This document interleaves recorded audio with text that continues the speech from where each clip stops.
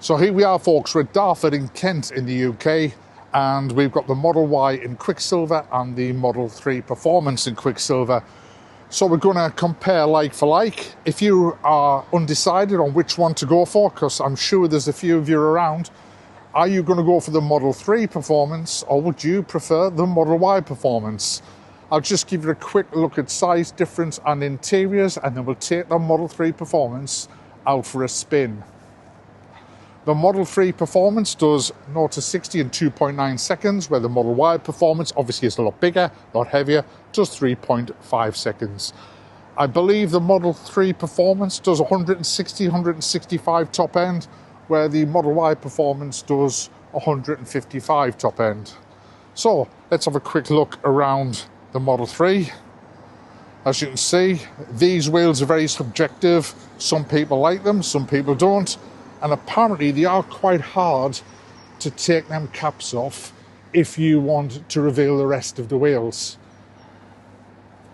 But it's a stunning, stunning looking car. If we look at the back end of the cars, obviously this is the refresh version, and I think it looks absolutely gorgeous at the back. And I just wish they did that with the Model Y Juniper and made it look something similar. And obviously the back end of the Model Y Performance as well. So what's your thoughts? First impressions? Which one do you prefer? Very different cars in the sense of size and styling. So on the first comparison, as you can see, we've got both boots open on both cars. And obviously the Model Y has a lot more boot space in comparison to the 3. However, if you look inside the boot of the Model 3 Performance, it is quite a large boot. However, it's just the gap from here to here, which obviously would obstruct you putting in large parcels.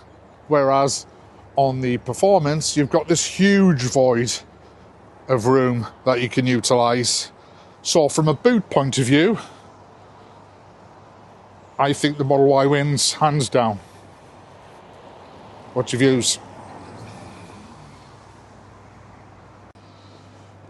Right, so here we are, guys. We've got the boot or the frunk open on both cars. And as you see, if we go straight to the Model 3 Performance, what I've noticed about this is this space is a lot bigger than what the old space was on my old Model 3 Performance, my 2021 Performance it was I had.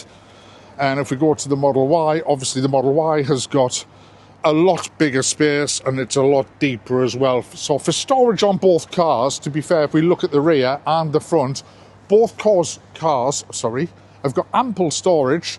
It just depends on what your personal needs are and what you want to decide to go for. So looking in the back of the Model 3, and the first thing that actually hits me is how low down this car is. So let's get in. I've just banged my head on the side door. So yeah, I'm 6'1" and I'm sitting up normal. My knees are touching the seat where I would drive. So as you can see, my knees are touching the seat, but if I spread my legs a little bit, it's not so bad. So it is a little bit tight in here, and the headroom is quite restrictive. But we've got the rear screen display, which comes as standard in all the Model 3 refreshers. And obviously we've got the new refresh interior. So let's jump into the Model Y. Right, so here we are at the back of the Model Y. Obviously it's a lot higher to step into. Lots more room to manoeuvre in, and there is so much more room. So again, if you notice, my knees aren't touching the driver's seat, which I've got it set at for my profile, and it's just obviously a lot more spacious, and there is a good, I would say a good 4 inches above my head in height.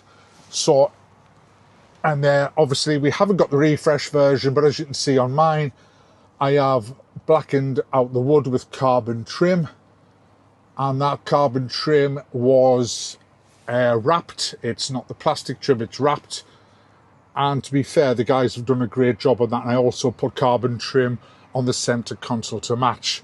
So obviously this is not the refresh version, but it's still a lovely looking minimalistic interior.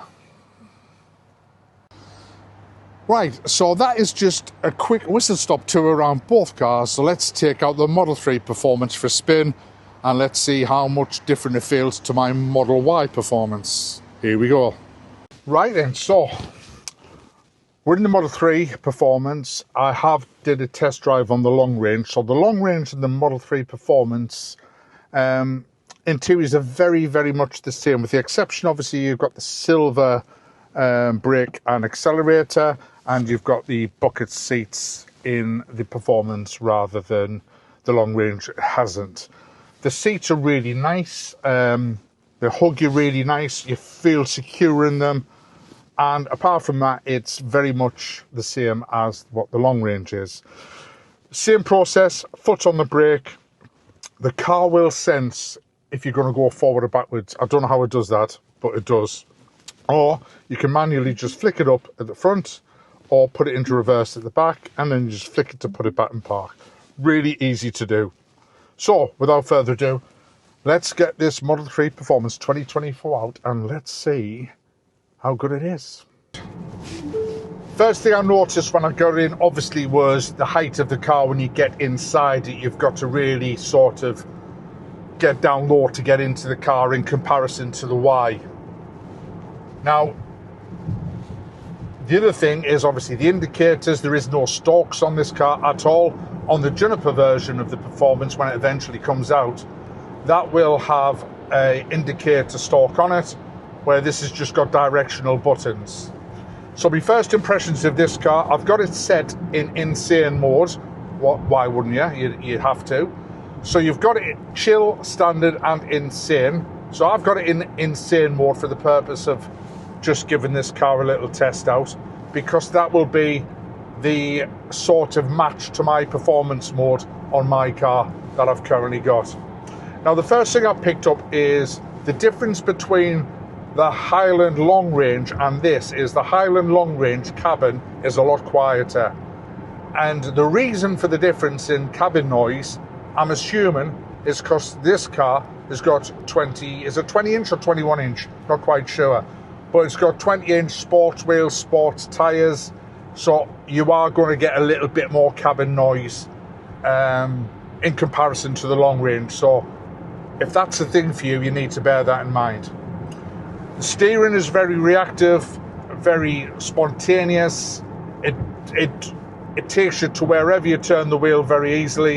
And I've noticed the turning circle on the Model 3 is a lot better than the turning circle on the Model Y.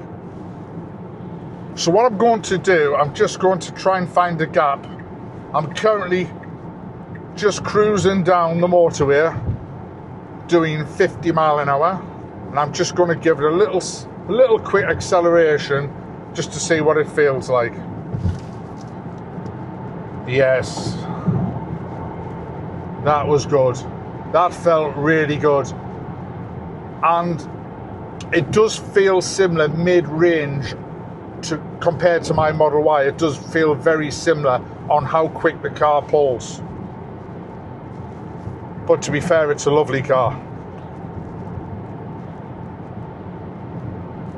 It is a lovely car, and it is strange because obviously the ride height is totally different to what I'm used to. But it feels like you're in a sportier car because obviously your body's lower down to the ground. So what I'm going to do, I'm just going to try and find a gap.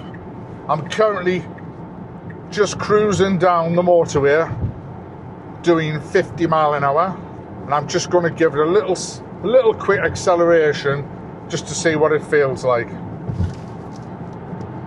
Yes, that was good. That felt really good. And it does feel similar mid-range compared to my Model Y. It does feel very similar on how quick the car pulls. But to be fair, it's a lovely car.